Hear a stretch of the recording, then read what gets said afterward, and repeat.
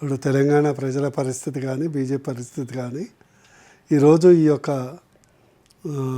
Total incompetent ప్రభుత్వాన్ని భరించక తప్పదు అనే నిరుత్సాహంతో నిర్వేదంతో ఉన్నారు తప్పితే అందరూ ఎప్పుడు ఎన్నికలు వస్తాయా, నెక్స్ట్ ఇప్పుడు అసెంబ్లీ వస్తుందా గుణపాఠం చెప్తామని ఉన్నారు. సెకండ్ ఇంకోటి ఏమైందంటే బహాటగా ముఖ్యమంత్రి సడన్గా ఏంటంటే ఎవరైనా పని చేయలేనప్పుడు కొద్దిగా గిల్టీ కాన్షియస్నెస్ ఉంటుంది.